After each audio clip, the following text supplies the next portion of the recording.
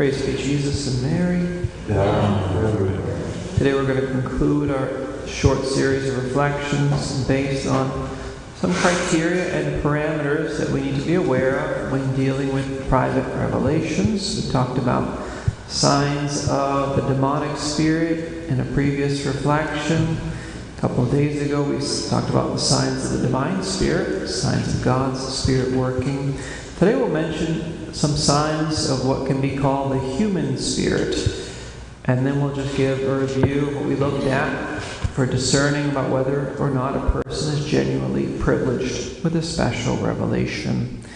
Remember, private revelations can either come from God or one of his agents. They can come from the devil, or they can come from someone's very active imagination, or maybe even from their desire for recognition and praise, or perhaps even from the simple intention to deceive other people. Yes, some people do delight in doing that. Father Jordan Almon, in his writings on spiritual theology, tells us that the human spirit, so it's something that comes from us, not from the devil, not from God. The human spirit, he says, is always inclined to its own satisfactions. It's a friend of pleasure, an enemy of suffering of any kind. It readily inclines to anything that's compatible with its own temperament, its personal tastes and caprices, and the satisfaction of self-love. It will not hear of, so it won't tolerate, humiliations, penance, renunciation, mortification. If any director or confessor goes against its inclinations, they are immediately branded as inept or incompetent. The human spirit seeks success, honors, applause, and pastimes. It's always a great promoter of anything that will arouse admiration or notoriety. In a word, the human spirit neither understands nor cares for anything except its own egoism, basically. So some people may be very charismatic. They could be extroverts or introverts, actually. You don't have to be one or the other to be charismatic. And they may be able to gather a lot of followers or draw attention to themselves, but that doesn't mean that there's anything necessarily genuine and authentic or supernatural about their spiritual experiences or supposed revelations. Father Allman adds this. He says, it's sometimes difficult in practice to judge whether given manifestations proceed from the devil or from a purely human and egoistic spirit. He said, but it's always relatively easy to distinguish between those two and the Spirit of God. It'll be possible in most cases, therefore, to determine that a given spirit could not possibly be from God, and that it must be combated, even if we're not sure if it's from the devil or just from ourselves. So how can I discern that someone's being led by a purely human spirit? Well, certainly if they're the center of the attention of their revelations and everything that they're saying, probably not a good sign if I'm the center of everything. But if their actions or reactions or responses are just purely natural, along the lines of fallen humanity, it's also a sign of the non-divine spirit. They're seeking their own satisfactions and running away from mortification, practicing patience, humility. They refuse to accept any suffering. These are all bad signs too. But again, you have to try to look at the big picture when you have all these signs. Put the big picture together before making a sound judgment. So if we're looking at someone who claims to have received a private revelation, we need to make sure an assessment of them, especially if they come to us for direction, or if we're told that we're about these supposed revelations and we're asked to believe in them. We've got to make an assessment.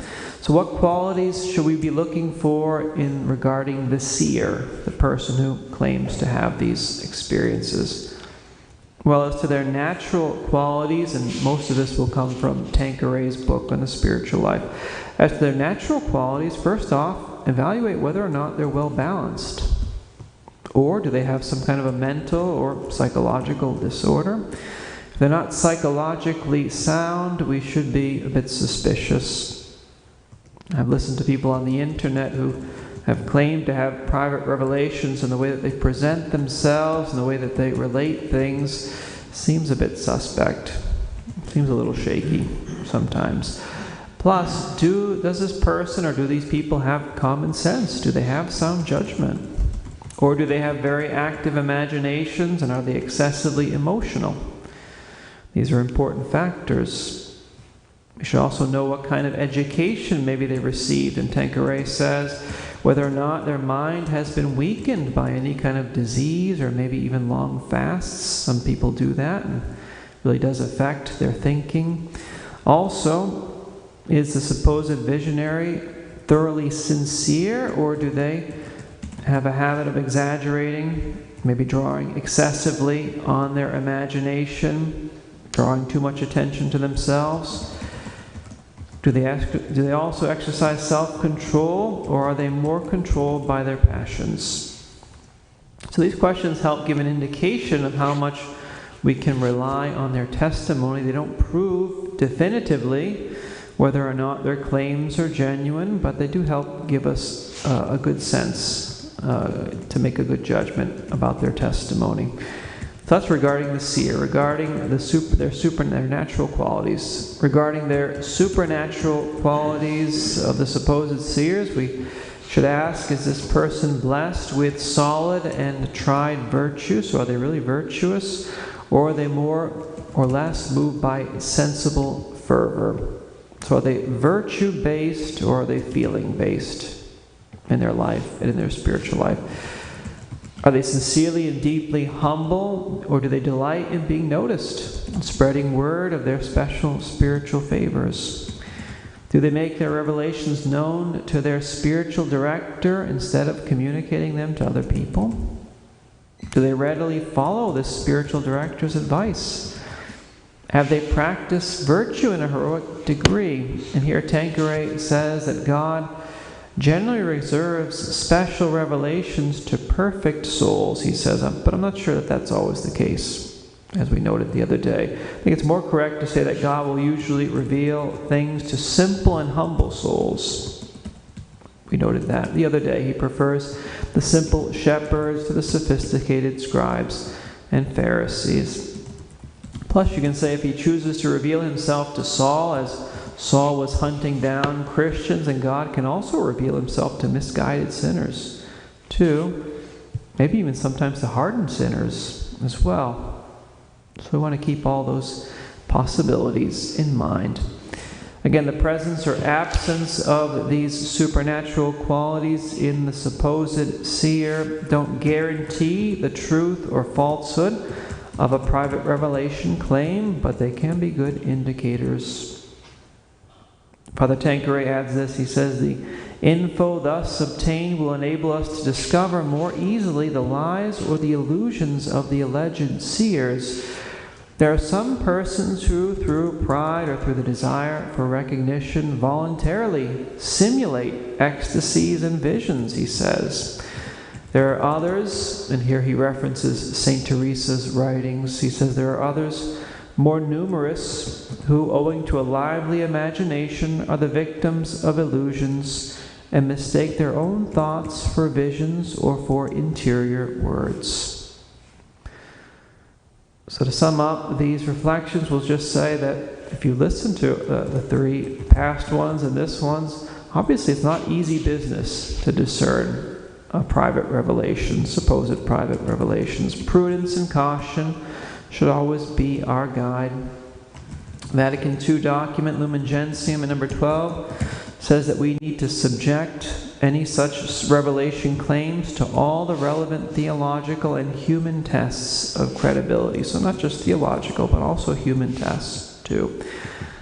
And someone has said, and we'll quote this here because we think they might be onto something, they've said, an exclusive or an even predominant attention to private revelations, especially apocalyptic ones, cannot help but produce an unbalanced spirituality.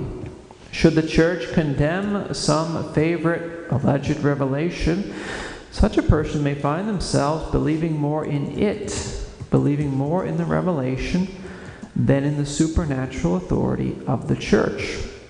If that happens, the devil will have succeeded in what he has set out to do, unquote. That's something to keep in mind. That being said, we shouldn't disdain private revelations either or turn our backs completely on them. I think we understand that, right? If we do that, well, then we have no Divine Mercy Diary from St. Faustina. There are no apparitions of Our Lady at Lourdes or at Guadalupe or Fatima. No Sacred Heart devotion of St. Margaret Mary Alacoque. So no First Fridays, no First Saturdays. And there are other private revelations that the Church will eventually sanction. So in short, we can miss out on a lot of edifying and wonderful things if we completely discount private revelation. So we shouldn't run after private revelations, as St. John of the Cross counsels, but that doesn't mean that we need to run away from all of them either. And if someone says, and they might say this, oh, I'll just follow and acknowledge revelations that the Church has already approved, it's perfectly fine. It's a wise thing to do. Certainly don't discourage that. Some of us, particularly priests and spiritual directors, some of us don't have the luxury to just go that route. Some of us have to make judgments about these things. And to a certain extent, you do too. When unapproved private revelations cross your door, when they cross your path, right? So let's ask Our Lady to give us the wisdom and the discernment that we need in dealing with these matters. Let's ask her to preserve us from deception and to always be fully grounded in the truths of the faith, fully grounded in prayer, fully grounded in the sacraments, fully grounded in the works of mercy. In short, fully grounded in everything that makes for the fullness of the Christian life. Praise be Jesus and Mary, now and forever.